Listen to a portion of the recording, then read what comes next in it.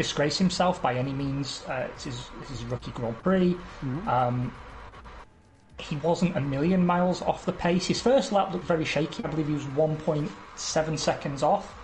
But he gained it back pretty quickly, and then by the time he put in his third and final lap of the session, he was still last, but the gap was nothing to sniff at. Next up was Kimi Raikkonen, who didn't have a particularly good session, venting some frustration on the radio as well. What did you make of that? Yeah, that Alfa Romeo does not look very good at all. It finds... Oh, I can hear myself, sorry. I'm going to push myself away just so that I don't need to do that. That whole Alfa Romeo car looks and feels really, really skittish.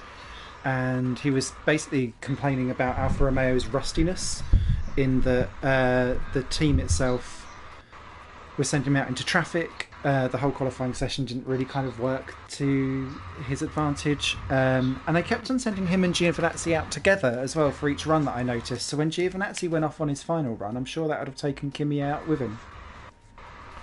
Yeah, it did seem odd actually to see them running essentially nose to tail like that, which is pretty poor practice. I mean, even Ken Tyrrell knew that in the 80s. That said, I mean, all the way through, Giovinazzi looked more on top of the car than Kimi did. He has which, a weekend, is encouraging, actually. I suppose, because that's what you want, right? You want the young driver to be learning from the experienced one and eventually surpassing him. But I don't expect this is going to be a season where we're going to see the best of Kimi Raikkonen. And I honestly think it looks already like it's going to be his last.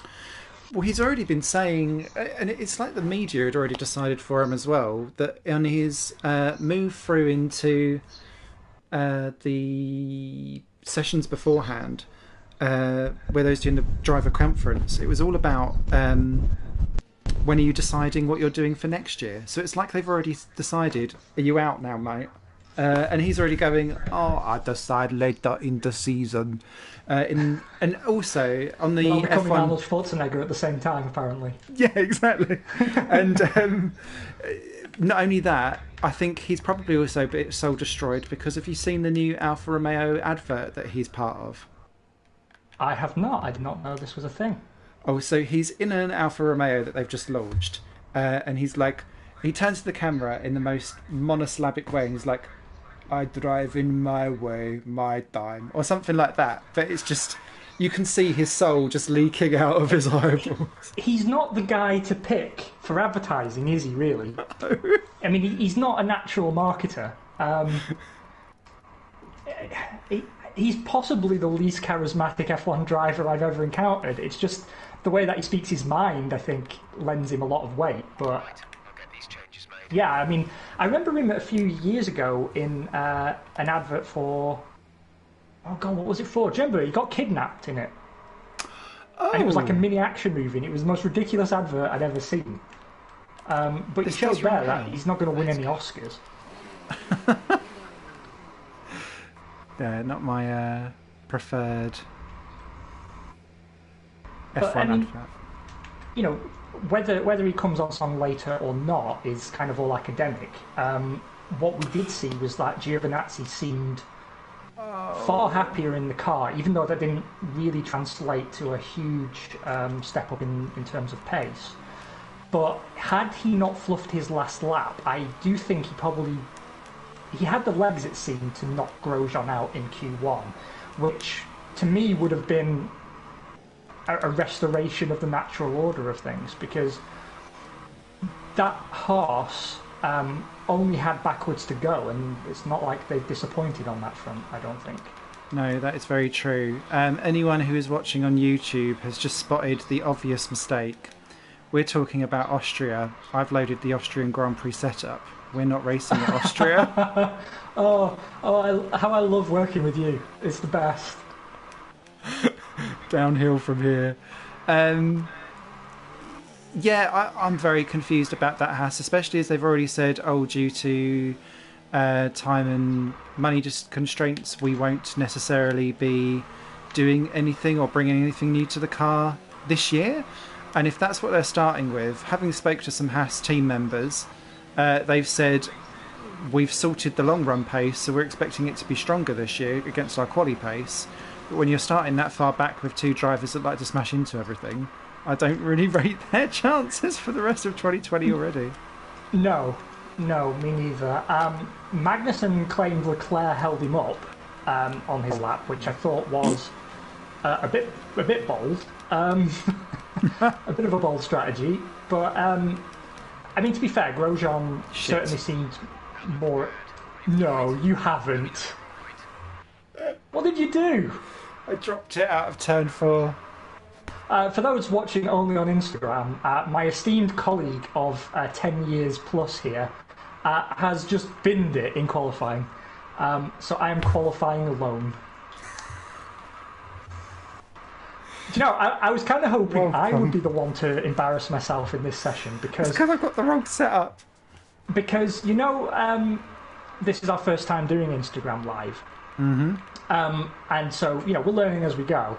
And I'm pretty sure that both streams have an echo at the moment. And I've just realised I could fix it by wearing a headset. But my headset is in the other room and I'm driving now, out on track. But once I come in after this lap, I'm going to go and switch my microphones.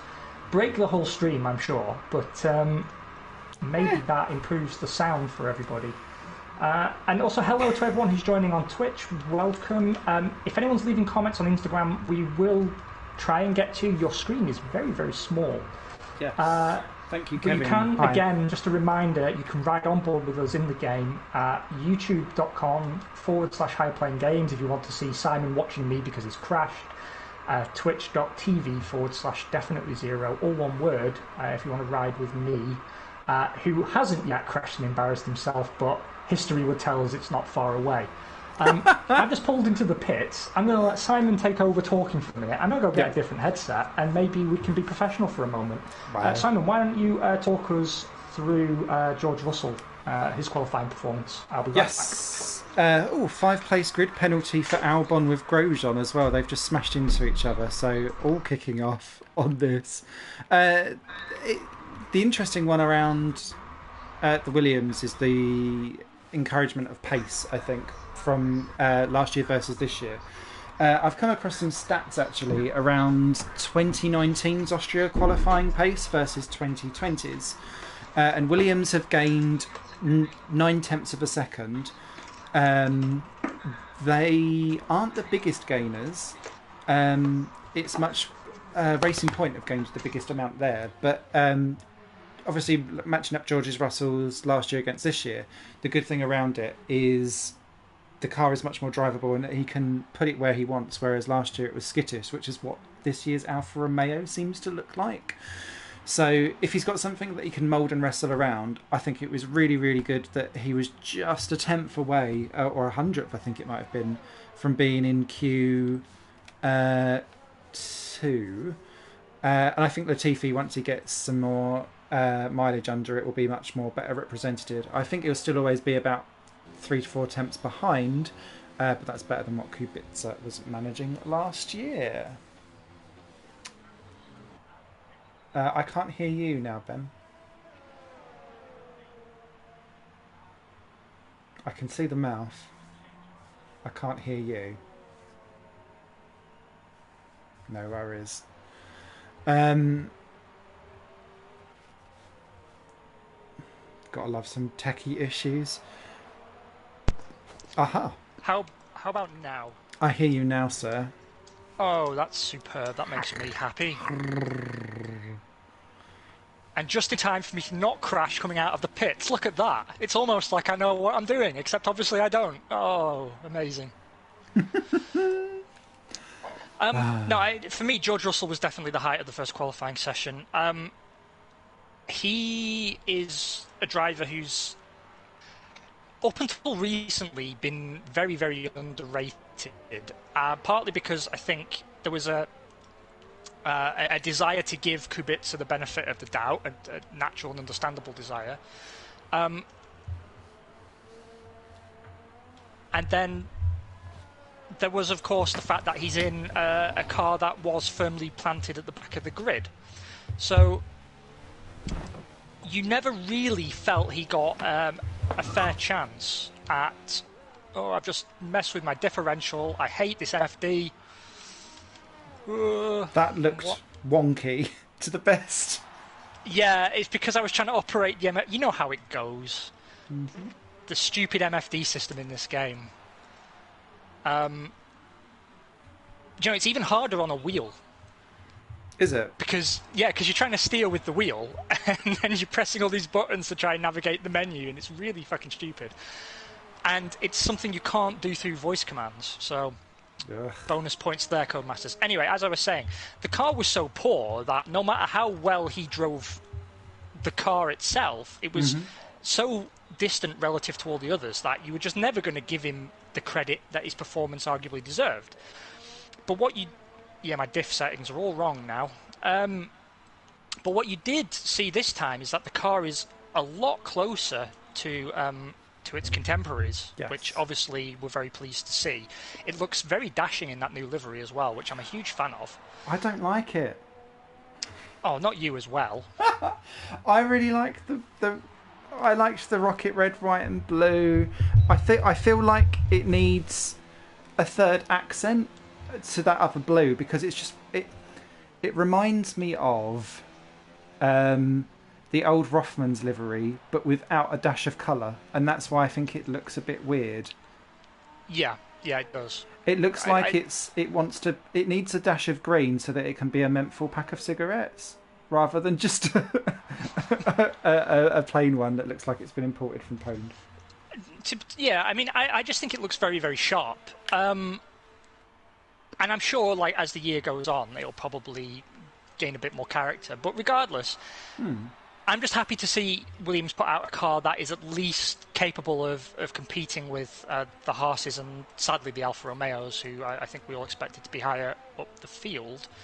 And this is a sort of make-or-break season for George Russell, really, because who knows what's going to happen with Williams in the future. Whether they're going to be in the position to even offer him a seat next year is anyone's guess. Rumour is Nicholas Latifi's dad may buy the team, but I don't really know how much weight we can put behind that claim. I know Toto Wolff has reinvested into the team, but aside from that, it's probably quite a hard sell. I mean, yes, you're buying the heritage, but hi, Failington. Yes, you're buying into the heritage, and you're to some extent getting the foot in the door of F1 if that's really what you want to do, with an established name over you that probably carries some weight with the sponsors if you can get the team off the back of the grid. But I mean, the company itself, the publicly floated company, is not an attractive investment by any means right now, given that they've spun off the only profitable division they had. Yeah, which I still think makes zero business sense to them whatsoever. It really confuses me, that. Although stranger deals have happened, especially now that McLaren have pulled themselves out of the financial mire. Yeah, and on the face of it, actually, that was a bigger company with a bigger issue of overheads and problems. So if they're able to show that they're viable and get themselves back going again, that does give me hope for Williams in the long term. You've also got with Williams the Mazepin Russian families playing along, so that could be of interest too. Oh, hello, Gemma. I hope you're well. Sorry, I used to go to school with Gemma. Hi, Gemma. I don't know you, but hi, welcome. We're pleased to have you. Well, to be honest, it was either going to be someone's old friend or my dad joining. So, on balance, I'll happily take as many of your school friends as we can get. As long as it's not your dad with your friend, with a friend. Yeah, as long as it's not my dad with my friends. So that covers us for Q1. Moving on to Q2. Now, something that pleased me was, for part of the session at least, Lance Stroll was on pole position, which I enjoyed way more than I should have done. Yes. And it shows just how good that car must be for that machine to be able to put eyebrows that thick and bushy on pole position. Yeah. I mean, it overcame the wind resistance like nothing I'd ever seen. The aero drag must have been. Yeah. But also, as I said on our story, I've since he got in, I've wanted to see him in a car that matches the potential shown in his junior Formula years. Mm-hmm. Because, he's got that bad reputation as a Williams pay driver, but we've never actually seen what he can do in respectable machinery. Yes. Anyone watching the stream, though, will have just seen what I can do with a respectable machine, which is take the wrong line through the corner and cost myself half a second, thus rendering the whole lap pointless. Sadness. Good job, me. Sadness. I take some comfort from the fact, though, that it's you that's crashed and not me, for once. Sob. That is true. I was quite pleased with Stroll showing a little bit of peak there in Q2. I thought that was going to be really, really... I didn't want him to melt too early in the session and be a problem. I think that he then maybe choked a little bit in Q3 compared to Perez slightly, given the fact that Stroll's problem isn't race day, it's qualifying. At least if he's starting on this and is slightly further back at the moment, then at least he can kind of work on that and build on that in the future, which I think would be good. The other thing that kind of was the big Q2 apart from the obvious one, which we'll talk about in a second, is Ocon being off the pace slightly. He was very off the pace. 6/10 off Danny Rick. Yeah. I'd be inclined to give him some slack just because he's been out for so long. But what? Give me your thoughts. Go on. You were going to lay some analysis on me there. No, it was. All I was going to say was that was the biggest differential between teammates in that Q knockout sessions. So, if I was going into that, I was thinking the biggest differential was either going to be between Verstappen and Albon or Latifi and Russell. I didn't expect it to be Ricciardo and Ocon. So no, that's a good point actually. I was a bit hopefully but you'll ye get have that little then. faith in Alexander Albon. What's poor Alex done to upset you? I know. I needed him to shout George. That was why, or whatever. But yeah, the problem that I have with Ocon needs to get a bit of his benefit of the doubt as well because he missed the last 20 minutes of FP3 for some problems. So not as much track time. Obviously, I think he might maybe be overexcitable and overdriving a little bit, maybe being first run back. Who knows? My video is locked up on Instagram. Yes, I thought he was just very, very engrossed. Can you still hear me though? Yeah.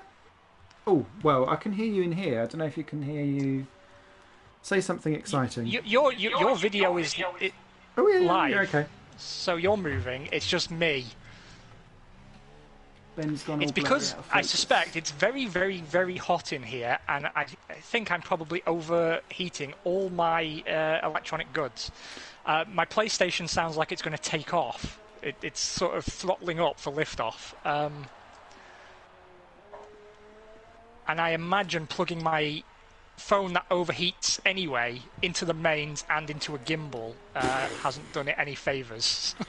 Explosion. Your pace is we may good, have though, in our full. first failcast with an explosion. Let me try going live again. Are you ready, sir?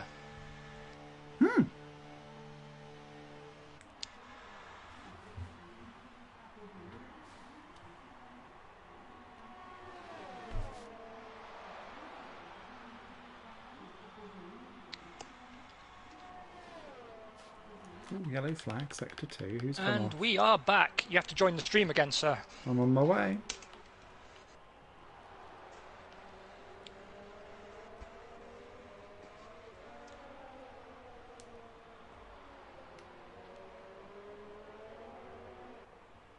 Welcome back. There we go. Welcome back to the Failcast F1 podcast. Sorry about that. It's hotter than the sun in here, and that's causing some technical difficulties. Simon will be back with us now. Look at that. Perfectly on cue, sir. Oh, yes. Welcome back. Simon and Failington Bear there. Yeah, to expand on what you were saying before everything caught fire, the differential between Ocon and Ricciardo, clearly was the biggest. Not entirely unexpected from my side, though. I kind of felt like we should cut him some slack. He's been out of the game for 18 months. Yes. But I do agree that I wouldn't have expected the difference to be that big. It was pretty huge. Certainly 3/4 tenths I think you could probably excuse. 6 tenths gets a little harder. That is true. You're back now because we only have one qualifying session now because we're on the double header format. Yes. That is true. So you, Ben, actually, for just the people that are joining on, it'll probably be asked about face, but we'll do it there. Bottas on pole from Vettel, Verstappen, Hamilton, Mr. Definitely Zero there in 5th. Then Leclerc, Albon, Norris, Perez, Magnussen. Albon got a 5-place grid penalty, by the way, for hitting Grosjean in qualifying. We all know it was the other way round. And there's me plumped down at the bottom. Because I binned it because I put the wrong fucking South Africa car on. So, yeah, Ricciardo. I think the key question we have to ask from that session, though, is why would Marcus Ericsson do that? That is true. My video keeps going all for me. Stop it, video. Yes. Am I frozen on your screen? I am, aren't I? Yeah, you've got a little weed circle going around. Oh. Well, I can see you, so who knows? This doesn't work very well, does it? I think I need a different device to stream this from on Instagram. We could always call the Instagram one a day and tell everyone to pop over to our Twitch and YouTubes for this one. Yeah, why don't we do that? Thank you everyone for joining. This was a test run for us. It hasn't gone very well. It failed for the Failcast. But we will be trying again on the next episode. I think that's the best way to do it. Where can they find you, sir? If you want to watch live right now, go over to youtube.com/higherplanegames and we'll be racing Brazil and Abu Dhabi. What about you? Bye. Love you. Bye. Bye.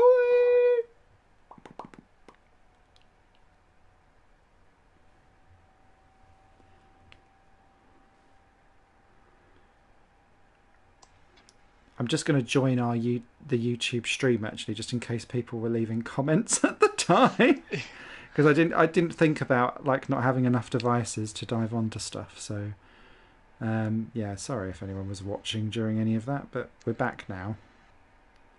We've learned our lesson. Social media is not for us. No. Can I? I don't think I can change my setup because I crashed out, didn't I? Yeah, no. Bollocks. Never mind. It's going to be a battle from the back. Oh, that's okay. Okay, well, let's get the show back on the road, eh? Yes. Hello, the usual gang. Thank you for putting up with that bizarre experiment. My phone is, on fire. Yeah, mine's boiling, actually. Yeah. Instagram kills. Yeah, Instagram Live was not designed for this phone. That much we have learned. Right, getting the show back on the road. Thank you for your patience, everybody. I'm quite happy with that qualifying session coming out of that. 5th. That's not too bad. I seem to have made 5th my home recently. I'm going to keep my stupid headset on now and look like a insurance salesman. Because I can't be asked changing everything again. What are you doing for strategy, assuming you live that long? That is true. Lap 10 pit stop from softs to the yellows, mediums. I'm pitting lap 9, but that makes sense because I put 2 laps on my qualifying tyres. So pip tally ho and good luck, old man. Glah. I feel like my race will be short because I'm so used to driving with the right setup on. But there we go. We're off and away. Oh my god, for the first time in my career I got a good start. And obviously the show goes to shit now while we're...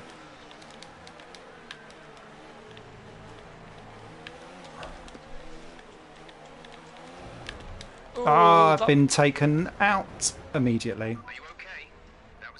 What happened to you there? I was speared by the side of someone, and that took me off down at turn 3. Oh. Never mind. Well, just make sure that you psych yourself up for Double Dabby, which is not double, but I like the name. That is true. You brought out the safety car.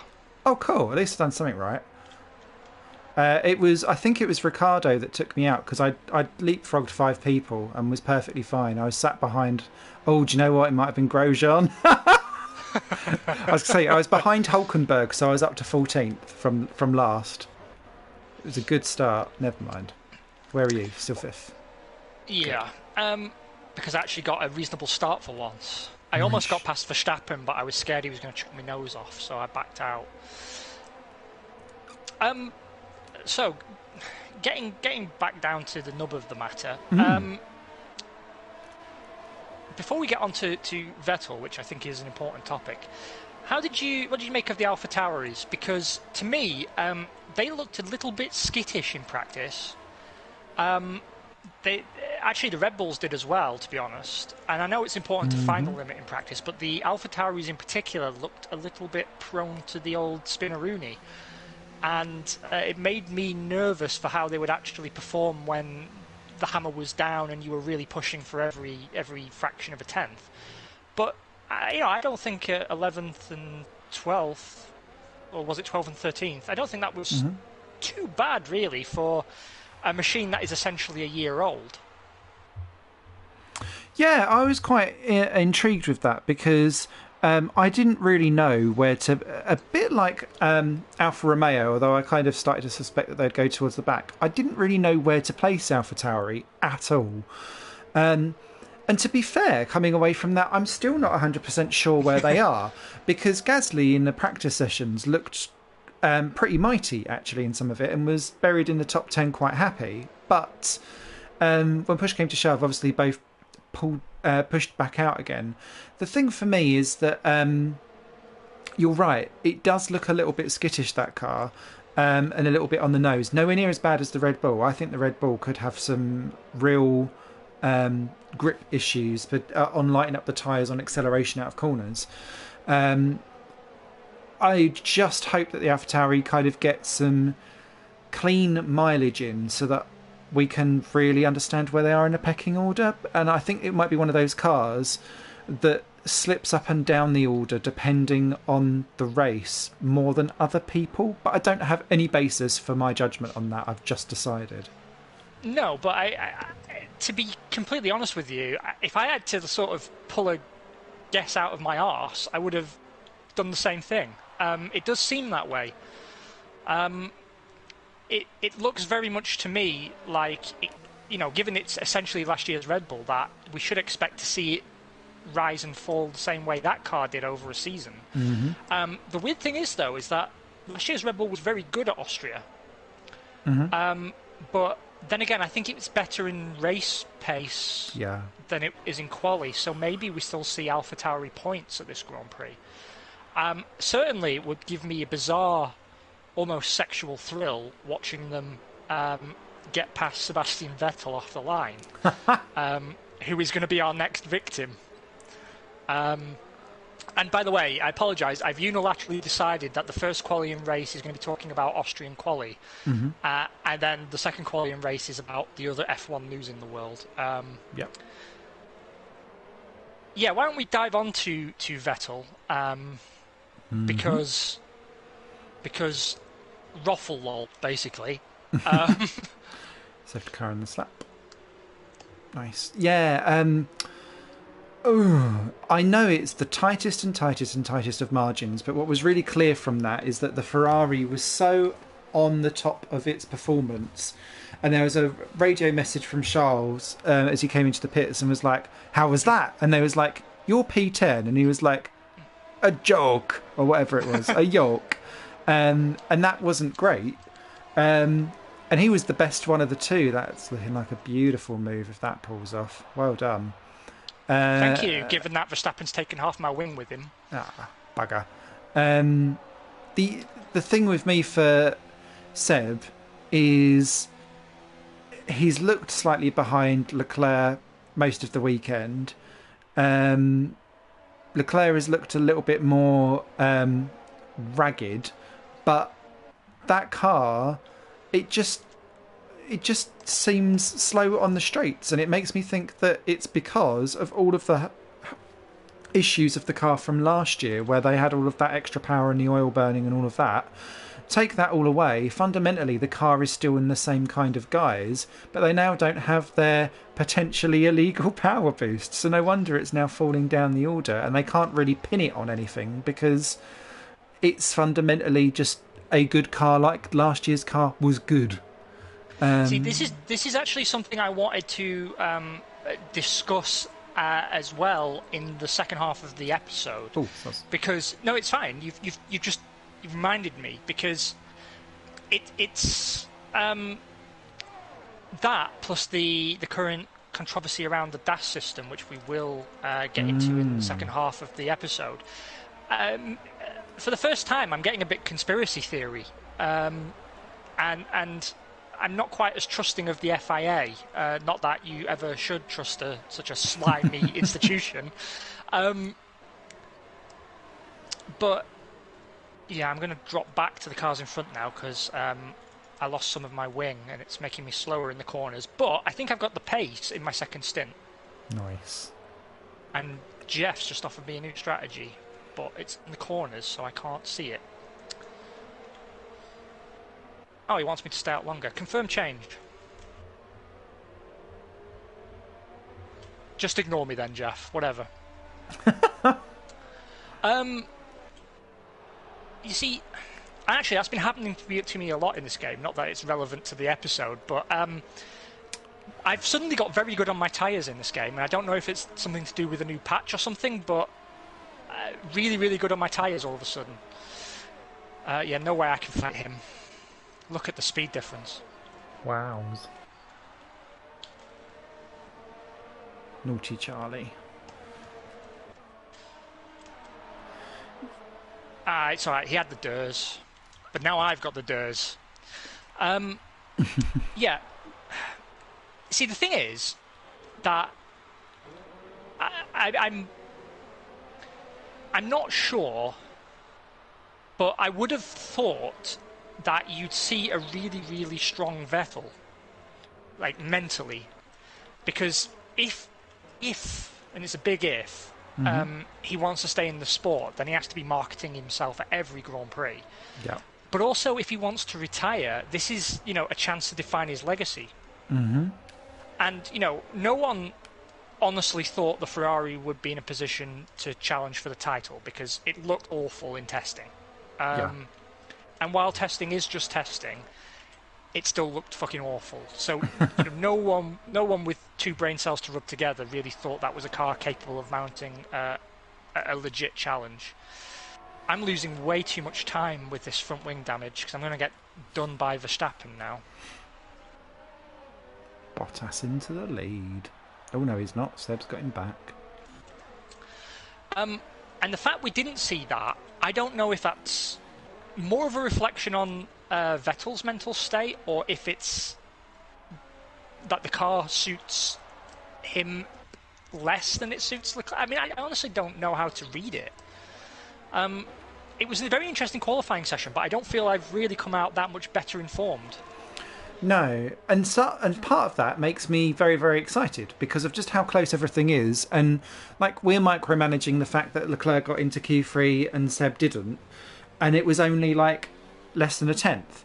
But because we might not be having that same discussion if it was 9th and 10th on the grid as opposed to it being 10 and 11, which makes it very difficult. But it's on those kind of cliff hedges that we get to make these discussions. So it's unfortunate for Seb, but sadly, you was the wrong side of P10, my friend.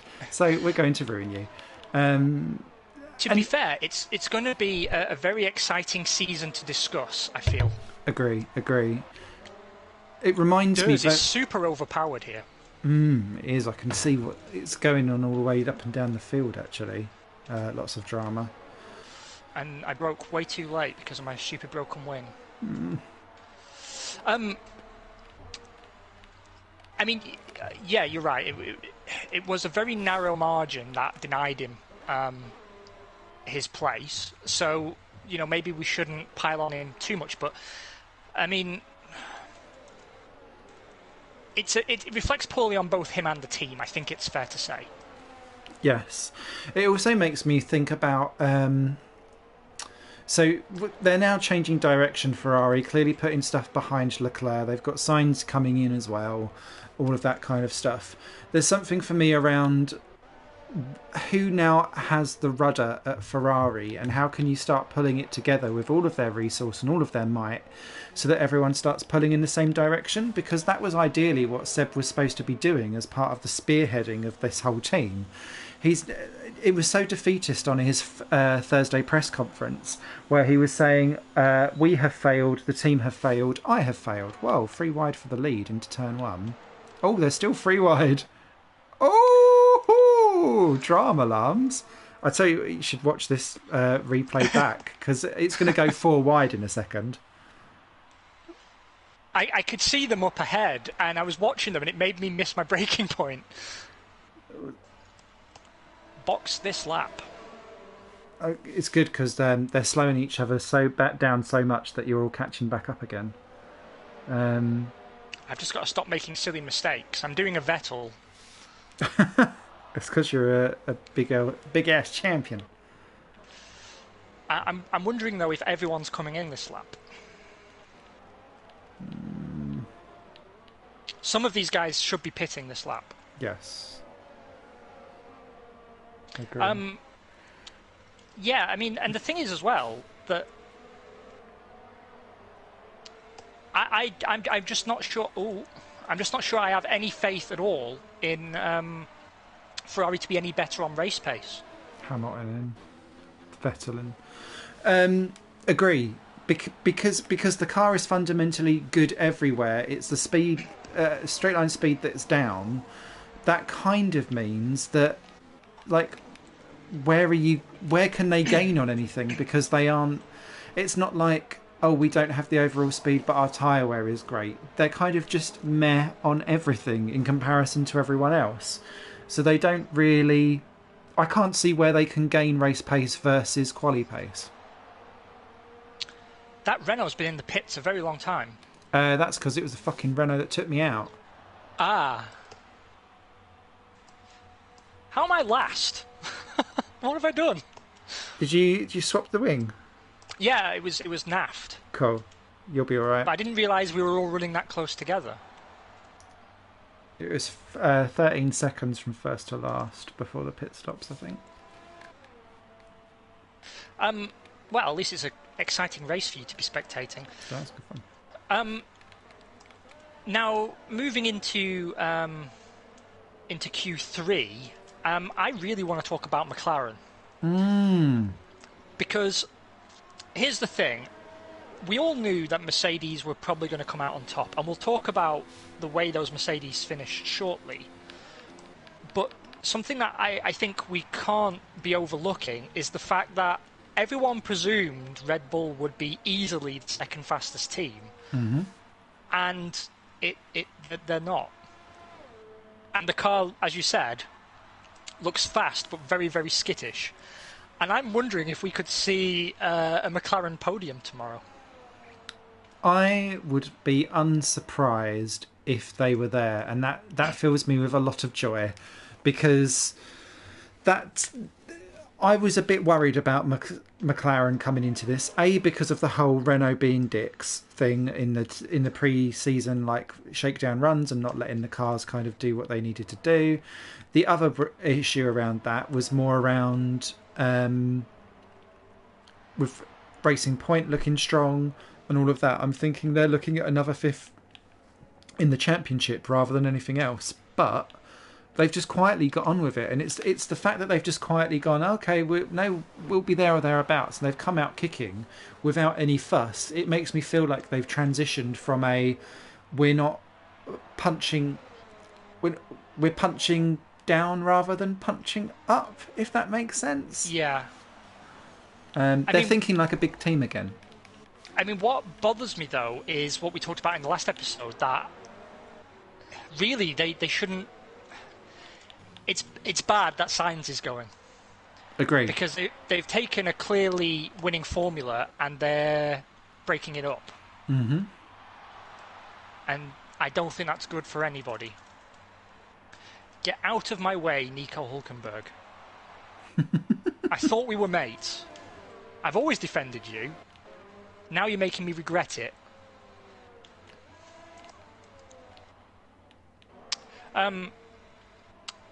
Because also, if it hadn't have been Red Bull, I would have presumed it would be Racing Point, Badger Force, Jordan, Midland, Spiker Stroll, and eyebrows, yeah, and eyebrows, yeah, and it wasn't.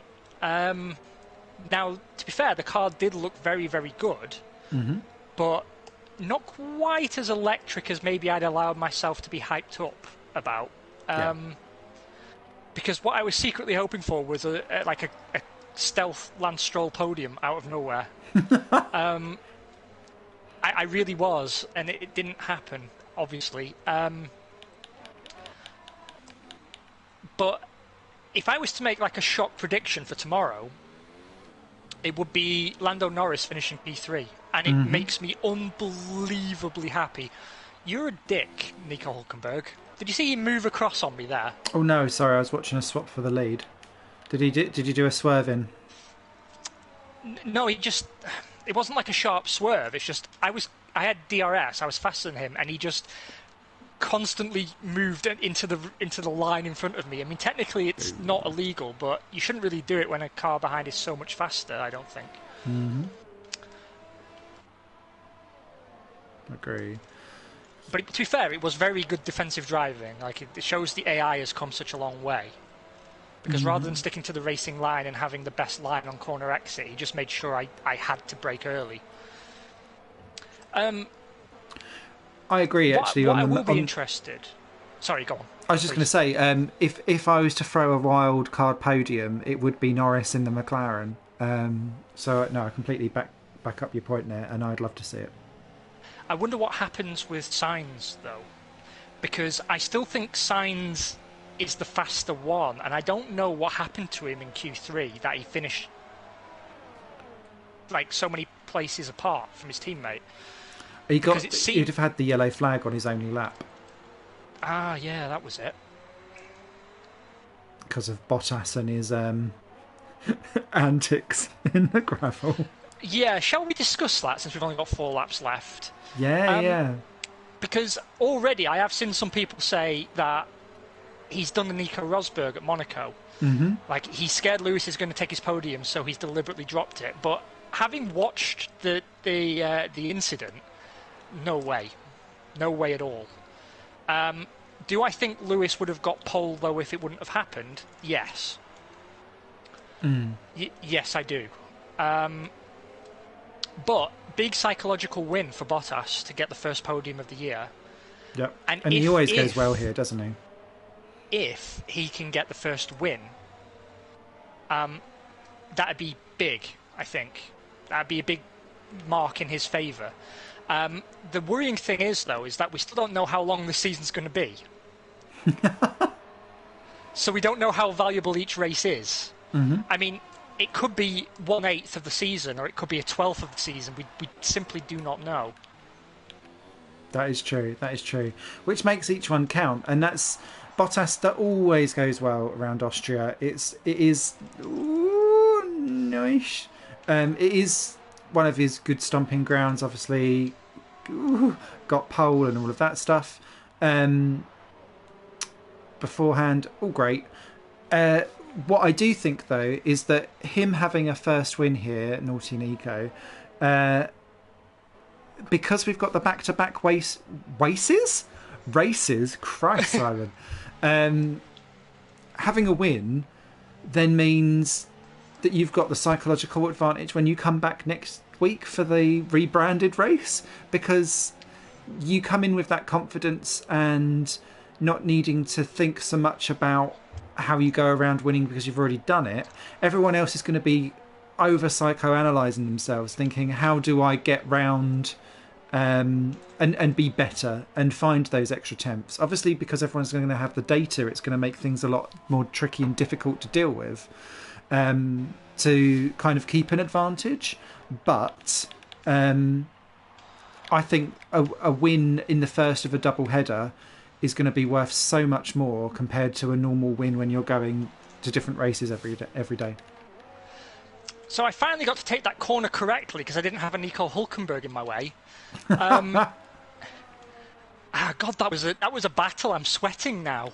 It's cost me so much time because I should be up in the top 10. Mm-hmm. But he raced very, very well, and I'm pleased that we didn't hit each other. I actually enjoyed that little battle. Although I don't know if you noticed, but around this section of the track on the last lap, I did something very, very stupid. Mm-hmm. I was trying to psych out a computer-controlled driver. Because I tried to make it look like I was going for an overtake, hoping that he would move to the side and actually I'd get through, and it obviously didn't work because he's AI and he's not going to fall for it. That is true. But you know, at least I'm honing my racecraft. I've gone purple in Sector 2 because I don't have a stupid German bloke in my way. Woohoo. And Norris is going quite slow, you'll have him.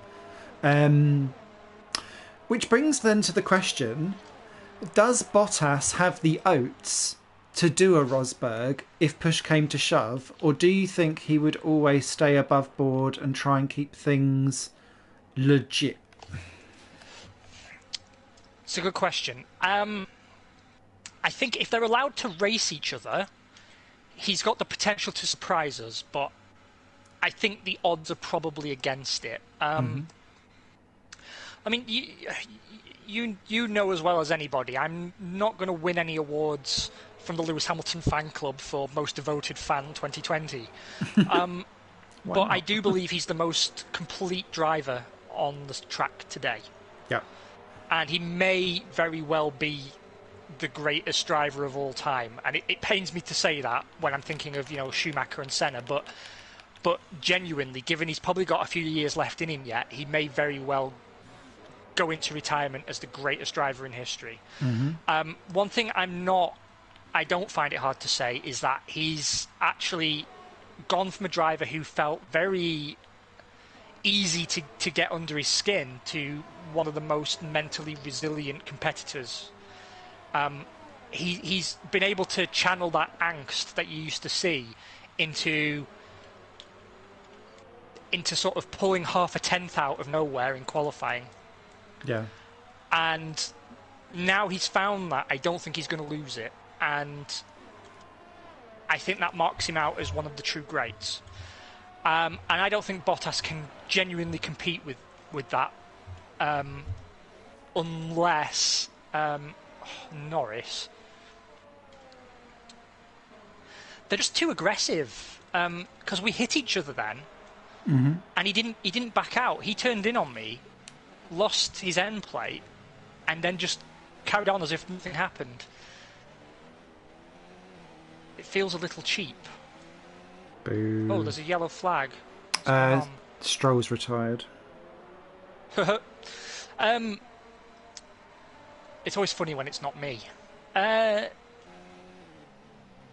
race is over. Yeah, Come on, give me this point then. Well, I want the point. We've clearly had some controversial opinions. We never normally get thumbs downs on these podcasts, but we've got 2 today. I wonder what my controversial opinion was. Excellent. We're already halfway through. 11th. That was unfortunate. Yeah, it was my own fault. I got held up. So, yeah, ultimately, I don't really think Bottas is likely to walk away with the title, but this is the best chance he's going to get. Mm-hmm. That would be my assessment. And I would love to be proven wrong, just because it kind of breaks the monotony a little bit. Mm-hmm. And it also would be a feel-good story, I think, for everyone except, the really dedicated Hamilton fans. Agree. Now we're on to the second half of the podcast, though. It allows me to segue very nicely into the conspiracy theories that you reminded me of, because obviously there was a lot of controversy last season about the Ferrari power plant, and then there was some sort of closed doors, behind the scenes, nod and a wink handshake situation that resulted in Ferrari not admitting that the power unit was illegal, not admitting that they changed it, but obviously changing it, and performance evaporating as a result. Yeah. And at the time I thought, okay, that's dodgy, but you know, as long as the issue is resolved, maybe it's okay. But now I'm seeing it through new eyes, and the reason I'm seeing it through new eyes is because of the situation now with DAS. Yeah. See, I'm going to put my tinfoil hats at the ready, everybody. Uh-oh. But what I'm going to say is that they didn't officially sanction Ferrari for having a legal power unit because they didn't want to undo the Charles Leclerc podium at Monza. And they didn't want to throw the door closed on what could have been quite a competitive championship. And now I'm going to say that they're not banning DAS because they want Hamilton to equal Schumacher's record.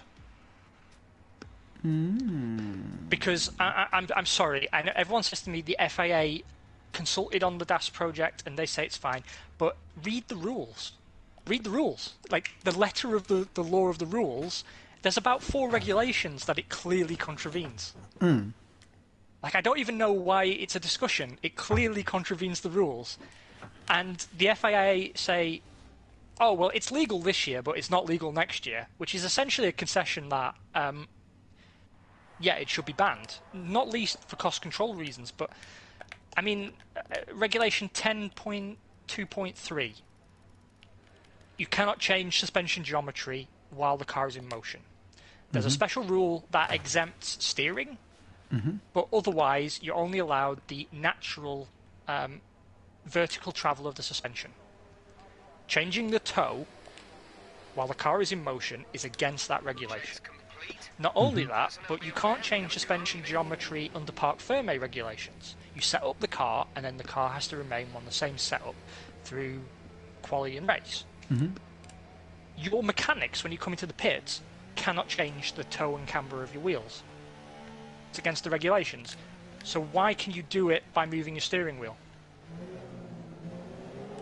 Also, like 10.2.1, the centre of the wheel is only allowed to move in line with natural vertical travel of the suspension. It contravenes that rule. Like, I don't understand why it's been allowed, and the only reason I can think of is the same reason that they did the dirty on Ferrari's screw up last year, is that it would damage the show they want to put on. Yeah. That's all I can think of. And the fact is, I think the Mercedes would still be the best car without the system. Yeah. Easy. But also, I think they're also scared to upset Mercedes at the moment because they really don't want to risk any more teams walking away. But honestly, I have not come across any compelling argument other than the FIA seems to say it's okay as to why it should be allowed. Yeah, because there was a video on the race today which was trying to basically explain the thing, and it was going through the question of, is DAS a steering thing or is it a suspension thing?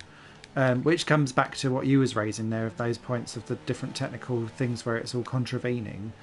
And I have to agree. Like, I love the fact that it exists, and I think that it's a really fantastic piece of innovation.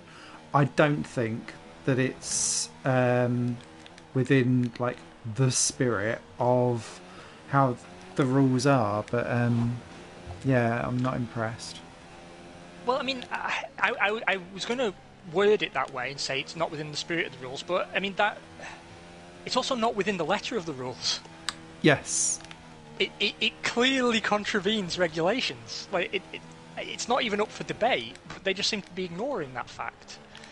And it worries me about the integrity of the sport's governing body. And I agree with you. I think it's a marvellous piece of technology. Some people have been saying, oh, well, it's a epoch shift in innovation, which I wouldn't go that far because, again, it's something that mechanics have been doing for 50 years. Mm-hmm.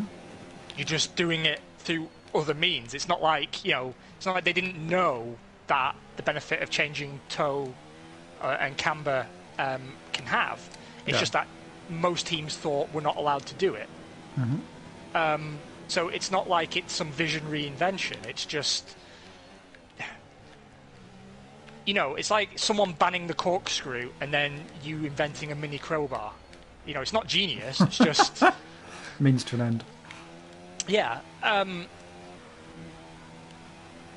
But, most people were saying, well, it's just Red Bull having sour grapes, and F1's all about technical innovation, which of course it is. And, it should be allowed, and other teams should develop their own systems. But to that I just said, you do understand this is why half the grid's almost bankrupt, right? Yeah. You have to have a limit somewhere on the innovation, because otherwise... I mean, the thing is as well, I'm wondering how many of these people will later in the year be complaining that Mercedes have won every Grand Prix. Mm-hmm. Because I'm pretty sure if you draw a Venn diagram of people who think that Red Bull is just sour grapes, and people who are bored 5 rounds in when Hamilton's won everything, I imagine there's probably quite some significant overlap between the two. And everyone's entitled to their opinion, and that's fine, but I just think F1's got bigger problems, and I'm a little bit disappointed in Mercedes for opening up a new front in the war on cost. When they're already having to deploy all different manners of things with cost cap in terms of, well, we can't now afford all of these staff members, so we're going to have to cut back and make redundancies and push people into other plans. That's not where you should be spending your money. On trying to find things like that. To then, it's like they need to be help save themselves type thing, don't they? Yeah. And it is just to pull in from another perspective as well. There was an article that I read earlier around Haas, basically saying that constant upgrades and developments can actually be very negative for the sport, and look at the state we got into last year as proof. Sorry, I didn't realise you was on a hot lap. That's alright. It was the Force India behind you that messed me up. Okay. But I still got a decent time, so I'm not too sore.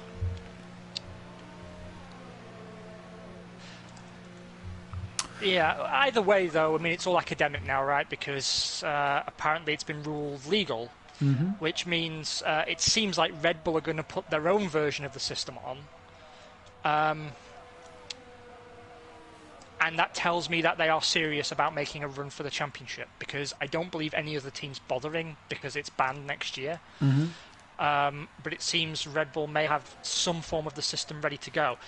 I mean, again, also a lot of people were saying, well, they're not complaining to see if their own system is legal because there's no way they could have developed that system in such a short time.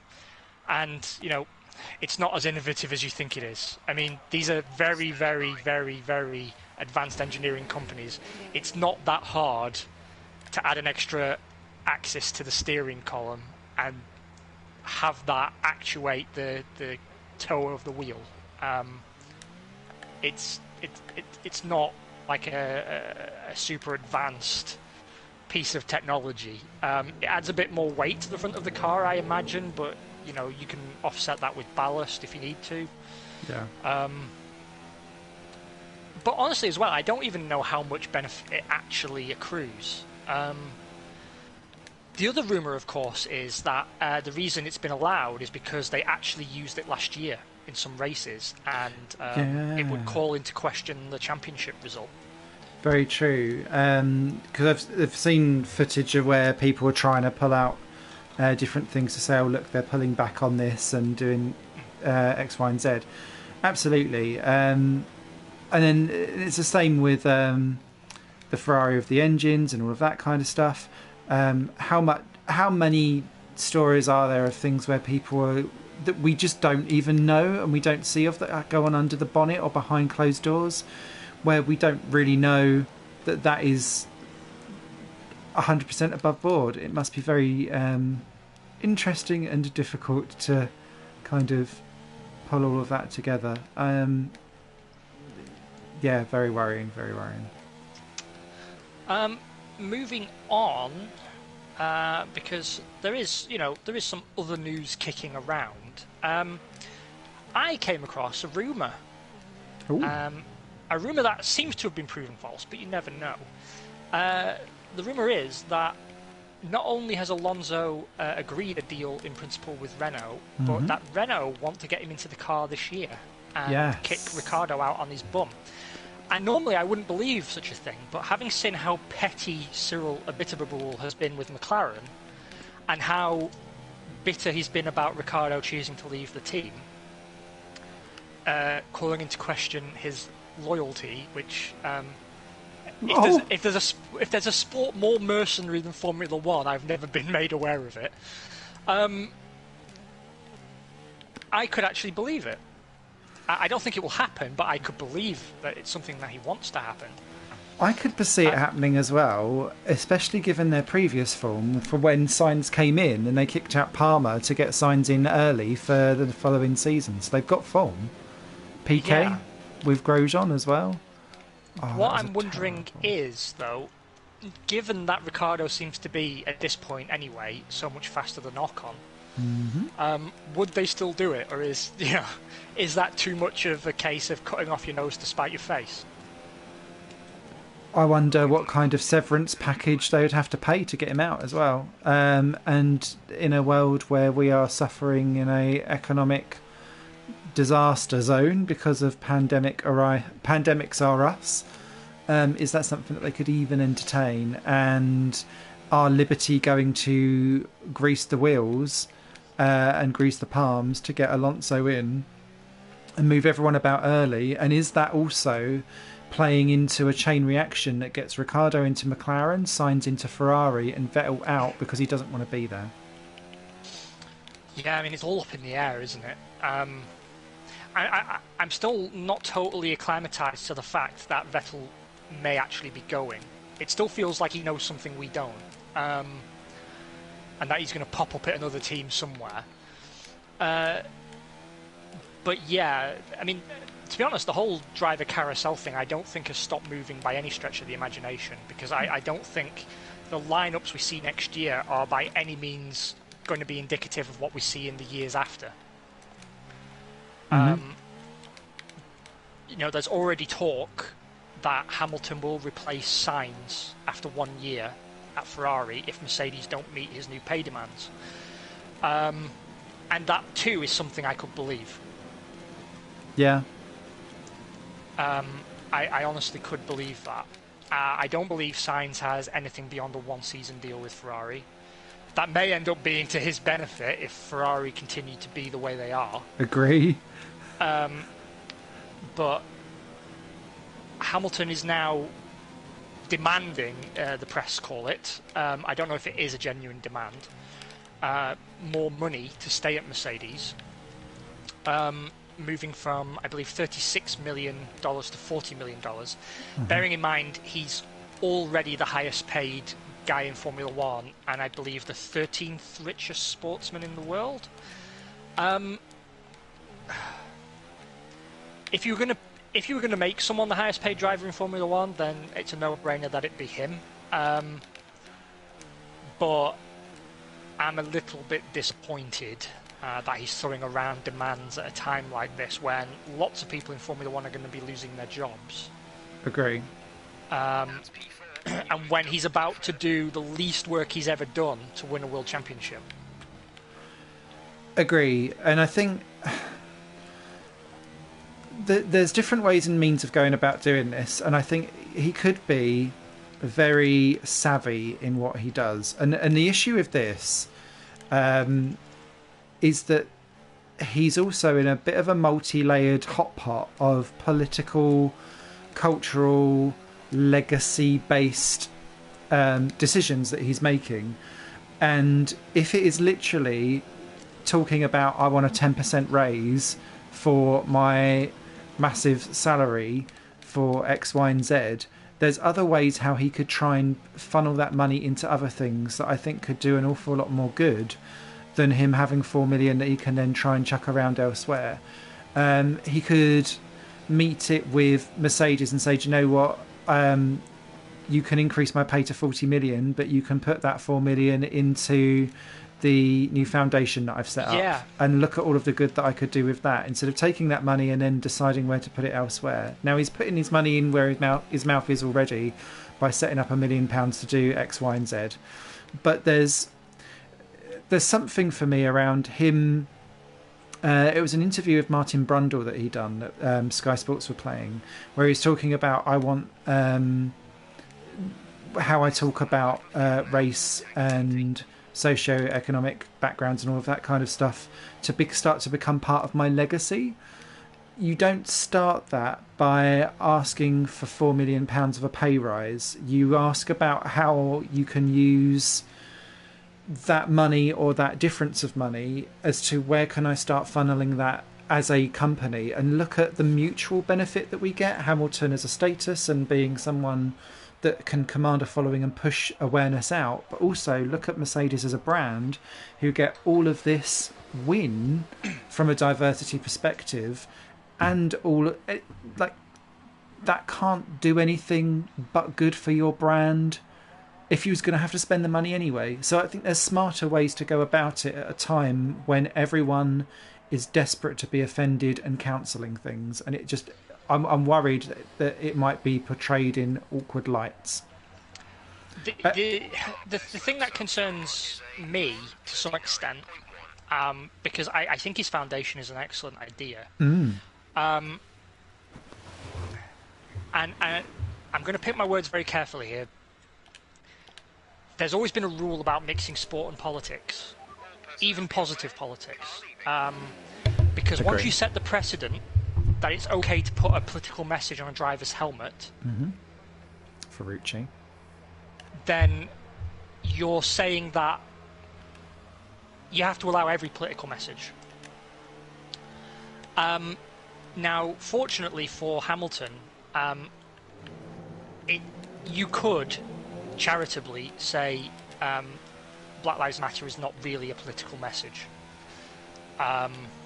And, you know, it's more of the same as putting like Wings for Life on something, you know, it's a charitable endeavour. It's seen its fair share of controversies, but the meaning in which he's using it, I'm sure, is very well intentioned and probably quite separate from the rather extreme political wing. But still, what you could end up with, and I don't want to sound alarmist here, is if a driver comes in next year and wants to have free Hong Kong on his helmet, suddenly it's a lot harder to tell them they can't. Yeah. Because he'll always be able to point to Hamilton being able to bring politics into the sport. And, do you know what I mean? Like yeah, and why am I being censored? And why isn't this now an issue? And why are we not organising a protest at the Chinese and Singapore Grand Prix? Or it does become very tricky. I think you can try and separate out Black Lives Matter as a humanitarian type issue, I guess, to try and push it that way. But yeah, it does become very, very tricky. Yeah.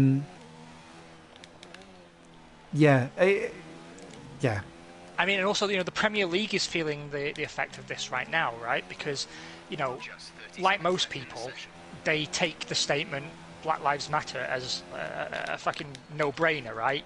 Anyone with a brain and eyes understands the inherent humanity of another human being, right? And no one you want to ever deal with would say, "Oh no, screw those guys." You know, it's so obvious. So they've obviously decided, well, we'll put the message on the shirts.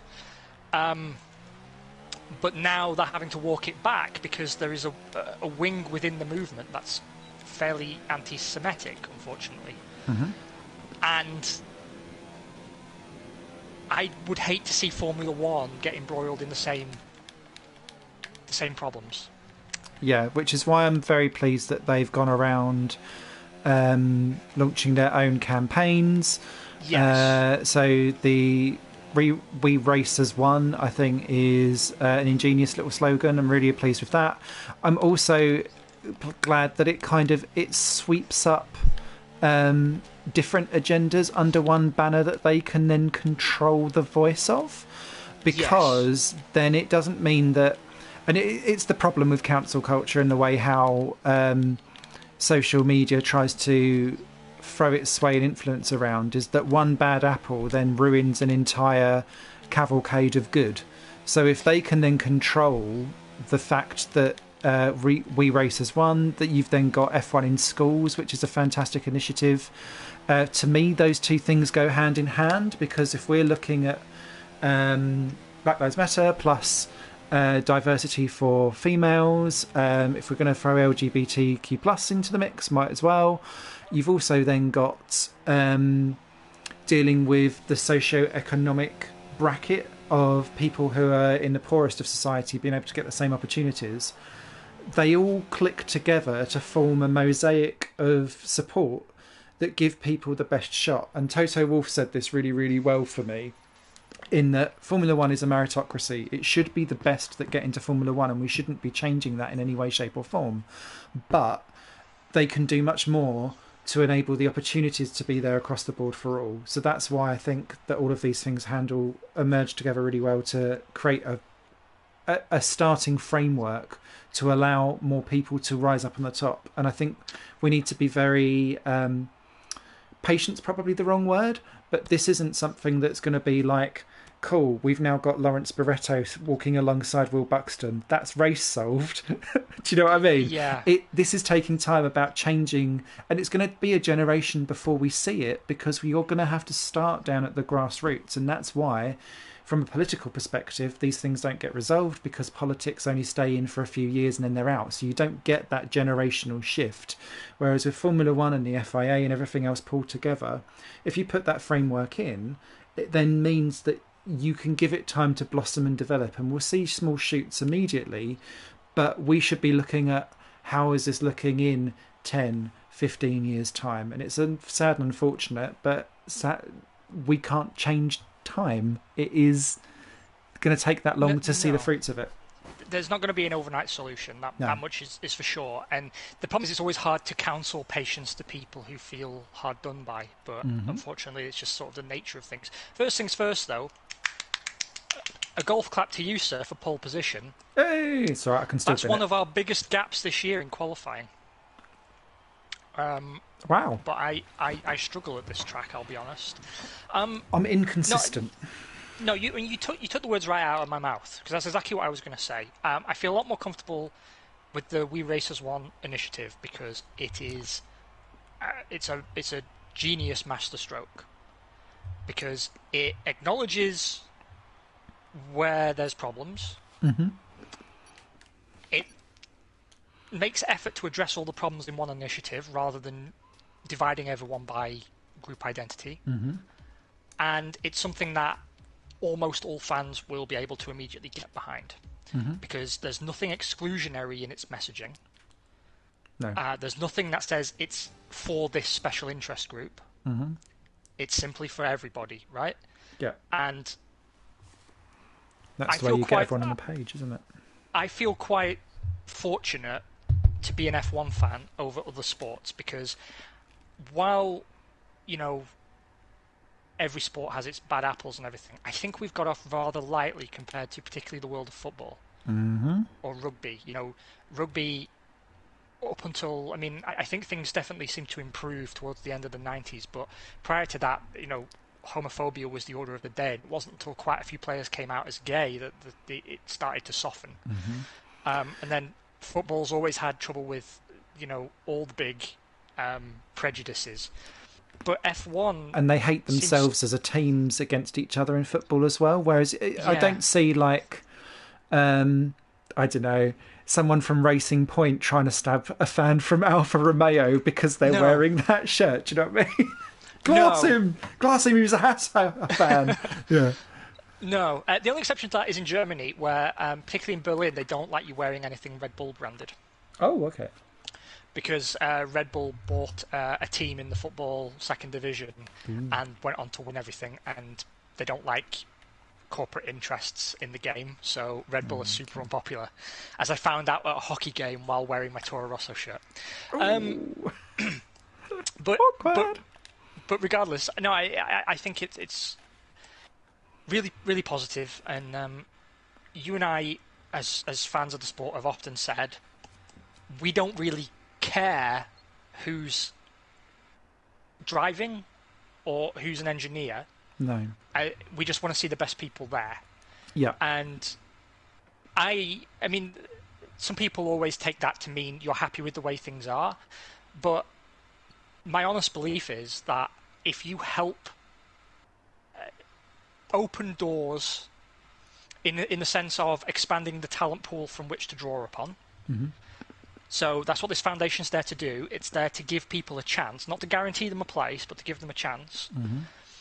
If you open the talent pool like that, then you will naturally get a diverse range of people. Yeah. Because straight white blokes do not have the monopoly on talent, and nobody's ever said why, I get excited.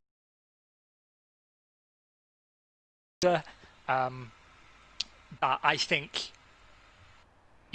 I've always said Di Silvestro for me is one of F1's biggest missed opportunities. I'm hoping Juju Noda continues this sort of meteoric trajectory she's had. But the thing is, it's not that I'm saying, push her up the ranks because she's a girl. It's because she's a superb racer. Yeah. And you will get plenty of superb female racers. As long as you make sure enough of them get in at the grassroots level.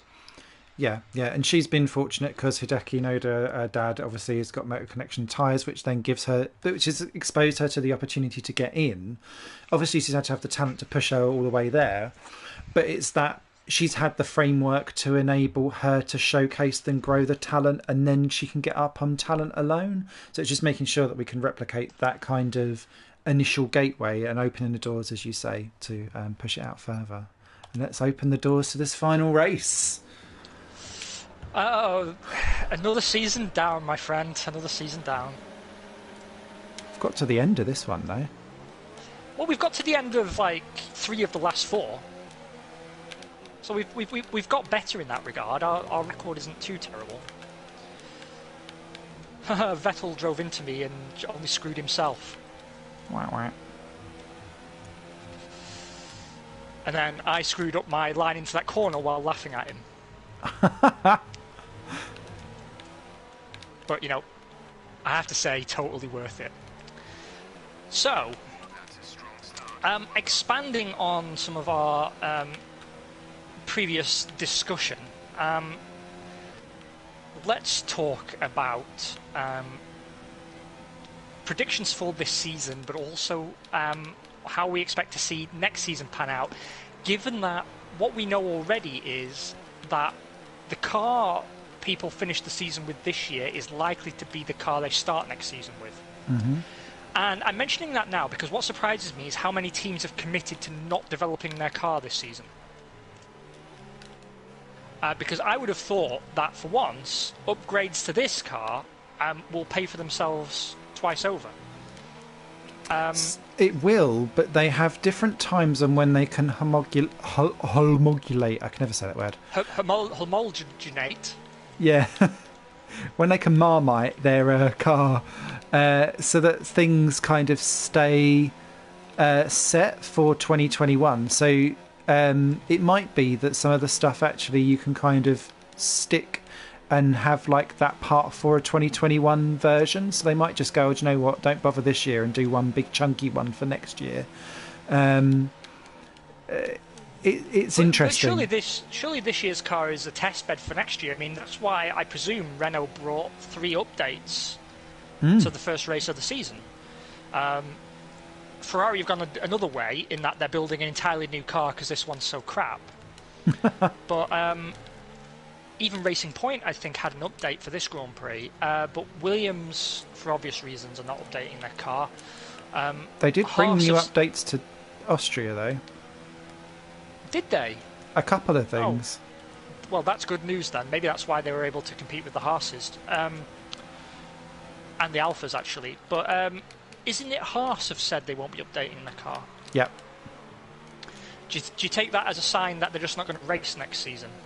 Yeah, because they've said of budgetary constraints. So I think that means that they're going to try and skimp 2 cars. Sorry, I was going to say 2 girls, 1 cup. That's not what I meant. They're going to 2 years, 1 car, because things are so tight there that if they are going to stay beyond 2021, which would have been obviously their decision for 2020, that they need to focus whatever resource they have to ensure that car is good for a new thing. But then if not, then they've spent the least amount of money possible to get the longest time of exposure for Gene Haas before he goes now buy. Well, I mean, or find a buyer. I believe they've been told that they have to be profitable this season in order to stay in. Right, okay. I've set the fastest lap, which feels wrong somehow. Nice. So I'm guessing that Gunter's solution to proving the team can be profitable is just not to spend anything on it. But given that it's already probably in a fight to be last, is that wise? Because Gene doesn't like spending the money, but he also doesn't like being last. And I think a good sign that the decision's already been made is that Romain Grosjean was in the press saying, do you know, I'd love to drive for Renault. Which cracked me up a little bit, because I don't imagine that's an offer Renault are giddy at the prospect of taking up. Like, I don't think they sit round the drawing board where they think, how are we going to recover this team, and think, do you know what we need? We need another Frenchman, but one who insists on crashing at the most inopportune moment. I mean, yes, it might get the car more screen time for the sponsors, but probably not the screen time that you want. No, they need to keep their costs down, not stick their front wing and monocoque costs up. It's another close race, like in Brazil. It looks like a 4-way fight for the win.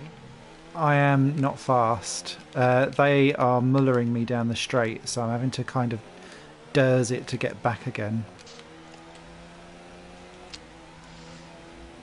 I'm trying to recover some energy to make a run on things after the stops. But this is our last chance to get points, and maybe equal or better our best ever Constructors' Championship finish. Nice. Well, I know that I'm now not going to get second in the championship after the Brazil crash out, and of course the Monza crash out as well. Turn 1 has not been nice to me in the second half of the season. But well, you've definitely had a better season than me.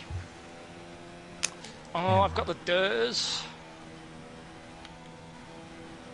Problem is, because we're playing with realistic cars, they both have such a better power plant than us.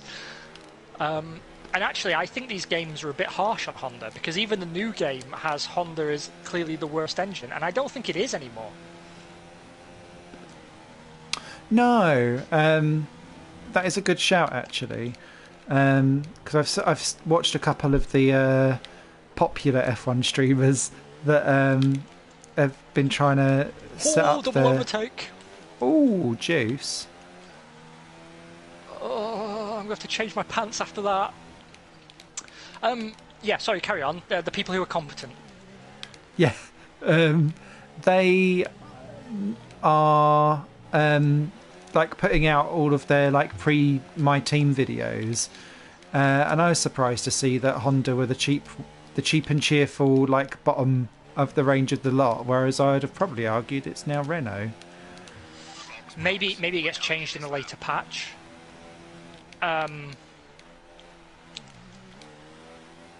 Yeah, maybe it gets changed, but it does feel wrong. What I've decided to do is 2 career modes. All right. On my YouTube, I will do a standard career mode, and on Twitch, I'm going to do a My Team career mode because it's a mode that I think I have to play, and it maybe looks more in depth than I was giving it credit for. I haven't seen anyone play with the mode yet, so maybe you can tell us a bit more about it. No one's done anything with it yet. They've all just done like their pre-thing from the trailer, just kind of saying who should we choose. But seeing that, you know, you can get video of the car in the wind tunnel and on the testing rig, maybe it's a little more in depth than they've let on, and I'd love to be pleasantly surprised. Sponsorship objectives as well. Yeah. Have you decided what you're doing? Are you just doing a My Team? Yeah. It will be Backmarker Brigade if I can fit it in. If not, I'm going to do Minardi Revival. Oh, good boy. Good boy. Get Minardi in. I might go for the... I don't know which Minardi livery I might go for. I might go for the old black and yellows.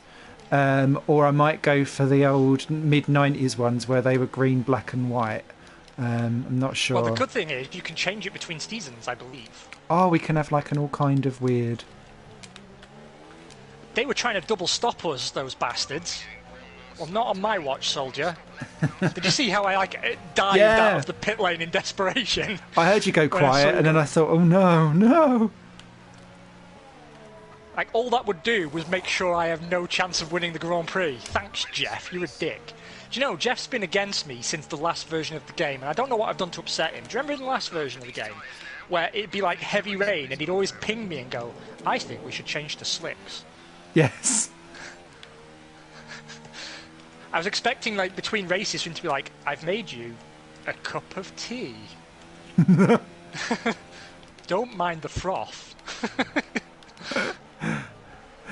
Evil. Evil. Well, I mean, it did seem like he was trying to kill me.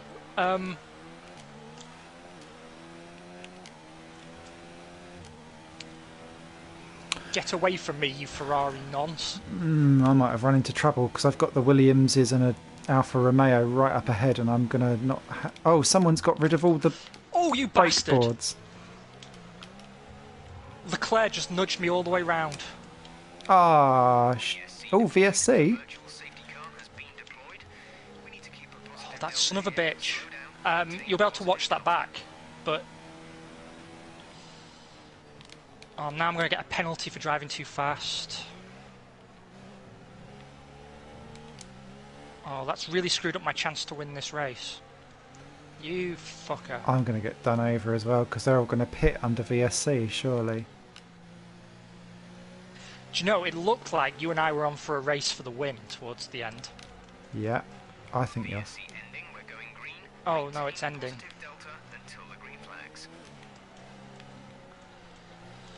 Shit. Because now I have to change my wing, so, yeah. I actually thought that was going to be a terminal crash when he did it.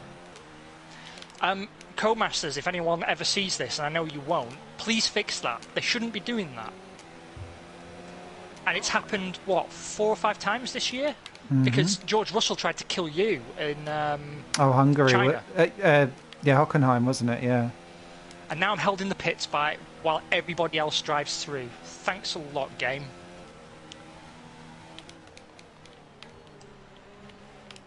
Oh, that sucks. I'm actually really bitter about that. I'm now 19th, sorry. Because Leclerc deliberately nudged me and won't get penalised for it, and then I got held in the pits to let everyone but me out. Boo. What position are you, me old China? I've just taken Kubica for 12th.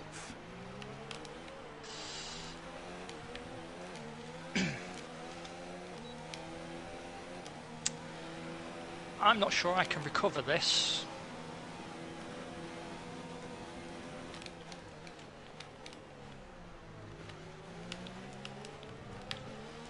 Oh, stop it. The AI is just a little too aggressive sometimes. Just a little. Just a smidge. Well, like, they don't know when they're beaten. Do you know what I mean? Yeah. They're just completely oblivious to when you've got the racing line. I'm doing my best to be as clean as possible because I've been quite bad this year, and I think that's what's hurt me. But they just don't let up. And the problem is, when I've got 3 cars nose to gearbox ahead of me like I do now, you can't get past.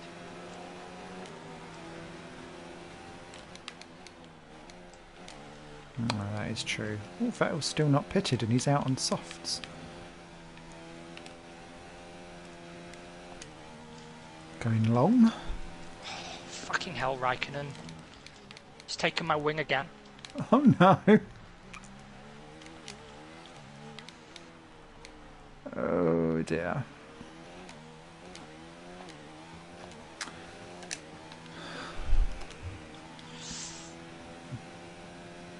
Okay.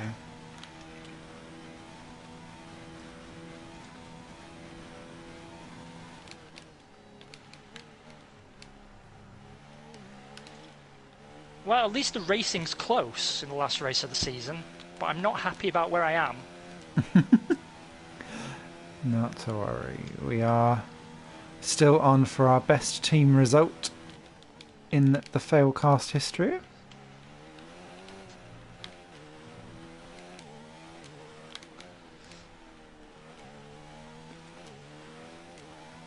Here's a tantalising question for you. Mm. Sebastian Vettel, if he's out of F1 completely, does he do a Nico Rosberg and retire entirely, or does he go to another discipline? I think he'll retire entirely. I don't think he will have the hunger to do anything else. At all. I could kind of see him pop up in WEC. Has he done sports car-y stuff before? Or GT No. stuff, rather? I don't think so, but, you know, why not? I don't see him going to Formula E, although I imagine some teams might give him a call. That'd be interesting. He'd be a good fit for Mercedes, to be honest. He would. Or Porsche, you know, like a German world champion in a German machine. Especially now that they've had to bump Daniel Abt out of it, although Abt has now gone to HWA replacing Ma. But because that always felt like they need a German in there, because that was what Abt was kind of doing. We never really talked about his firing, actually. How did that sit with you? Because to me, it felt faintly ridiculous. I was annoyed until Abt revealed that it was all part of a plan all along type thing. It just seems like a silly joke that wasn't met well, and I guess the issue with me with that, and it's the issue of sim racing as a whole, is at what point is it professional, which point is it not? And I'll help you out. It's never professional.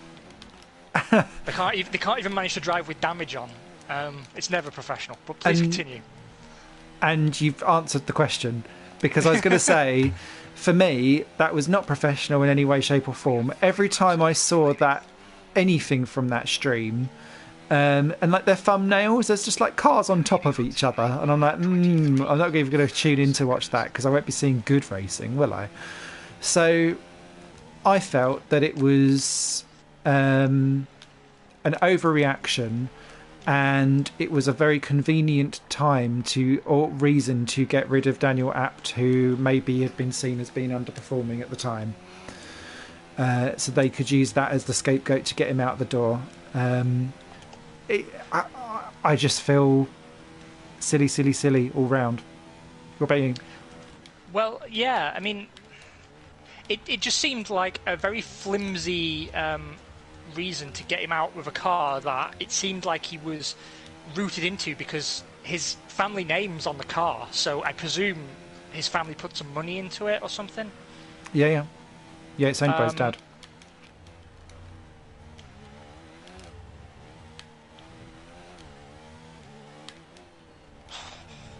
The brakes on this car are shit. They're really inconsistent, I find. Yeah, but I mean, also I keep forgetting that when you're closely following a car in front, your braking distance like triples for some reason.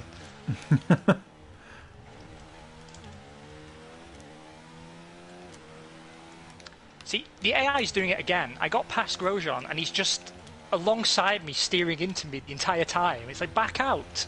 Just back out. Art imitating life. Yeah, I suppose actually I should give them some creative license, given that it's supposed to be simulating Roman. But apparently there is no day one patch for getting any new Mercedes or Williams liveries in for the new game either. Why is it telling me pit? Or is the wing damaged enough? Yeah, I think so. I almost fell for it like a cartoon mouse falling into a trap. Willie E. Coyote sitting on the pit wall. Yeah.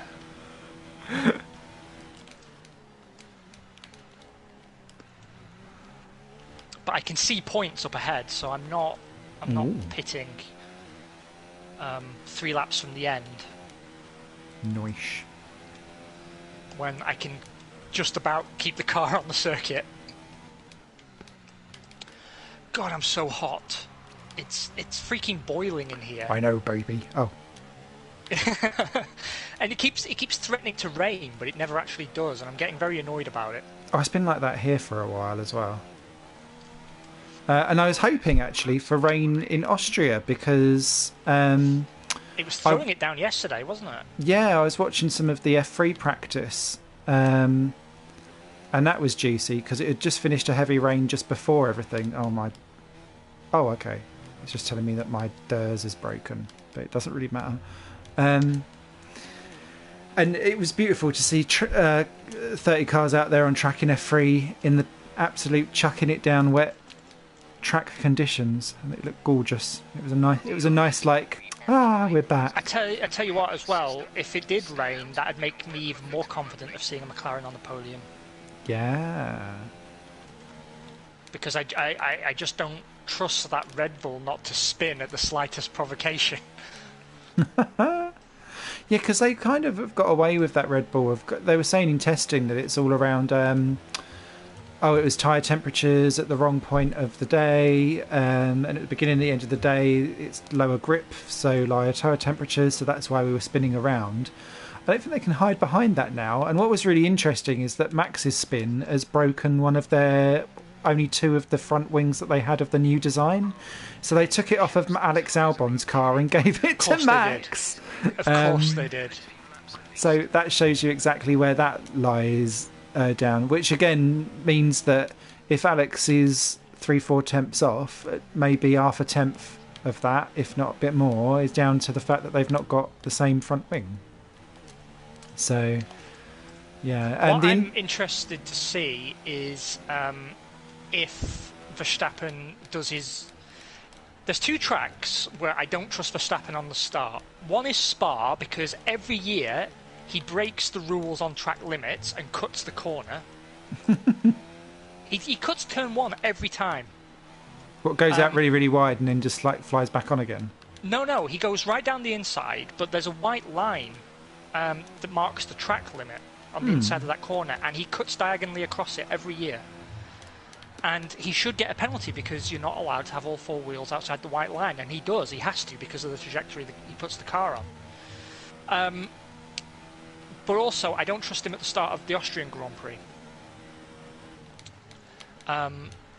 Because he's just a bit too aggressive going into that first corner. And because of the way the corner cambers, because it twists into an uphill, I just think he's lucky to have finished as many Austrian Grand Prix as he has. Do you think we'll see a turn 1 or turn 3 pile up? Rusty drivers? I think we will see some turn 1 trouble, yes. Hey. And I'm going to make the prediction now that one or more of the Haas's will be involved. And that's not a Roman Grosjean joke. That's a Haas has bad tyres and brakes joke. Yeah, and I wouldn't be surprised, actually, if Latifi gets caught up in something if he's not cautious going into his first ever turn 1. Yeah, he looks a little bit rusty, it must be said. I'm going to call it a Hamilton win. Mm-hmm. I could see, actually, Bottas having another incident and not being on the podium. But I'm not going to be so bold as to call that. It'll be a Mercedes 1-2, I think. If Verstappen holds it together, he'll be third. If he can't hold it together, then outside shot, Lando Norris. Maybe a Perez. And again, I feel like I'm doing Alexander Albon a disservice there, but yeah, I'm just not so... I'm not sold on the fact that he'll be as sharp as his teammate. I agree. I think Verstappen's race will be entirely down to his start because he's starting on the medium tyres compared to everyone else on the soft. So if he bogs down or if he gets caught up in other people's traffic and all of that kind of stuff, then although he's in it for the long game and those tyres work really nice over a race, he needs to be in a good position in order to make those work. I think if he's in a good position, say if he comes out of just behind the Mercedes, actually I think there's still a chance for Max potentially to scoop up a little victory, especially if the Mercedes are too busy worrying about themselves rather than anyone else.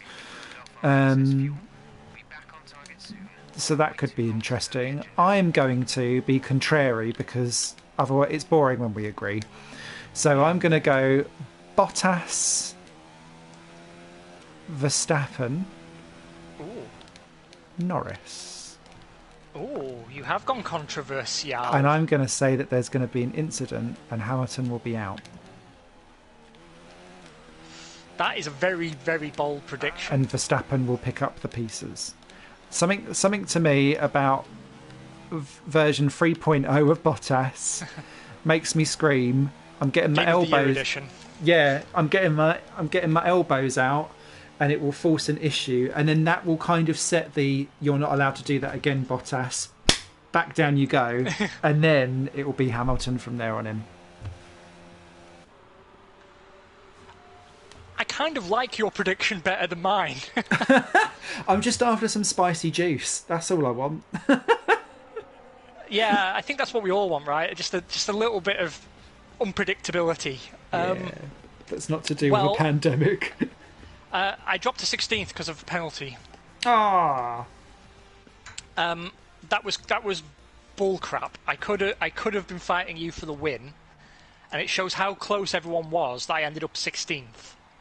Because all that happened was I had an extra 2 seconds on my pit stop while they changed my nose cone, and then I was stuck in the pits at like 5 or 6 seconds. Mm-hmm. Oh, and actually I lost 5 places and maybe 4 or 5 seconds because of Leclerc spinning me round. Yes. Which I've not forgiven you for, Charles Leclerc. You swine. You rapscallion.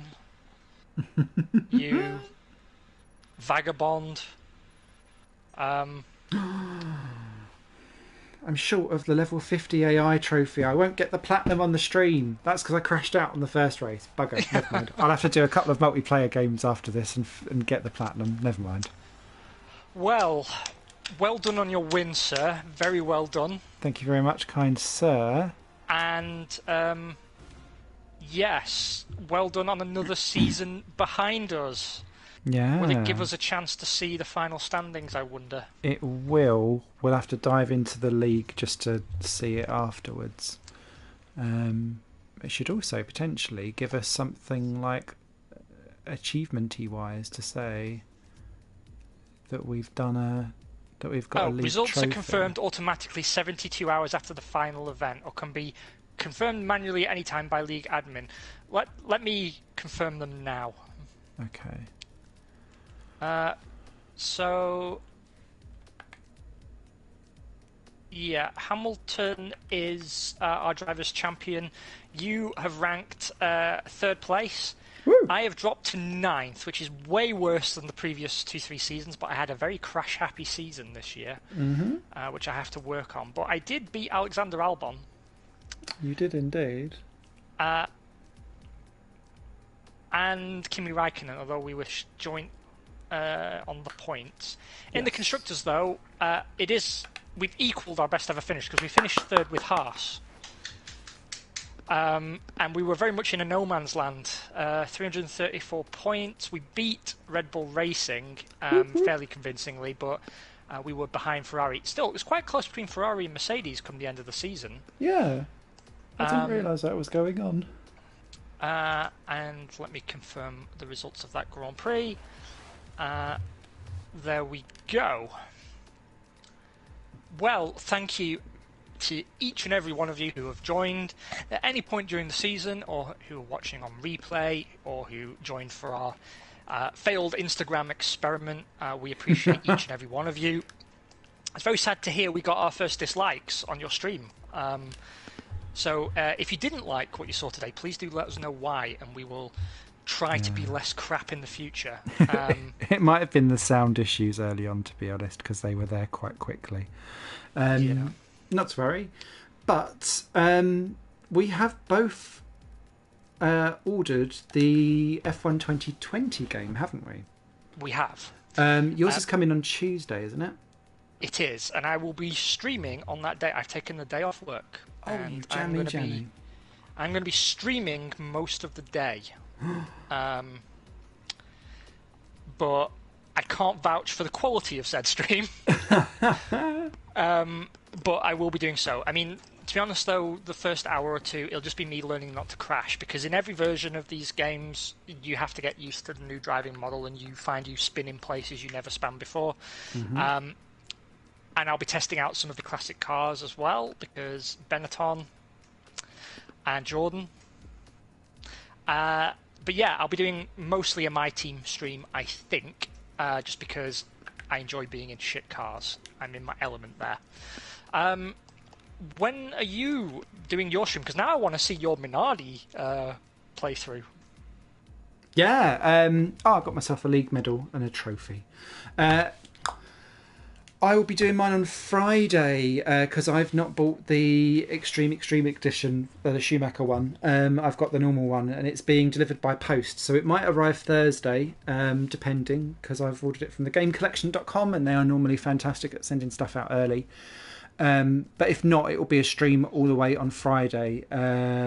Unfortunately, I was denied all of my leave because as a key worker, I'm not allowed leave at the moment. They're banning it for where I work. Oh. I know. So my stream will be Friday evening, and it'll only be for a few hours, I'd imagine, as opposed to like a massive epic one, because the restrictions on, some of the restrictions lapse today, actually, in the UK around coronavirus, and I've not seen my other half since March, and he is coming down tomorrow. So I feel a bit... do you know what? He's arriving at midday, and I was like, are you sure you don't want to do 4 o'clock? Because I was like, come on, get the F1 out first. Fucking priorities. So no, because I feel a bit awkward. I'd be like, oh, hey, not seen you in months. Fancy some lunch and racing? Which won't go down well because he's not an F1 fan. So I'm going to have to watch the race later and sort that out. But it does mean that I'll only be able to do a few hours of streaming on the Friday. You have a racing wheel, do you not? I do. I have a G29. It's sitting in its box unopened from January sales because it's just been so crazy this year. Would you possibly, at some point next weekend, want to do a little get-together stream where we can both try our wheels with the new game for the first time? Potentially, yes. That'd be fun. Or maybe on the Monday evening or something if your weekend's booked out. Yeah. We will figure that out and get back to everybody. We'll put it up on the Instagram and on our Twitters and whatever and so on and so forth. Anyway, big love to all of you. We hope you're staying safe and well during these corona times, and love and kisses to all of you. See you in 2 weeks or less. Mwah, Yeah. mwah, mwah. Take care. Enjoy the F1 race tomorrow. Mwah, darling. Mwah. Oh, you've gone proper Italian. It's a me, a show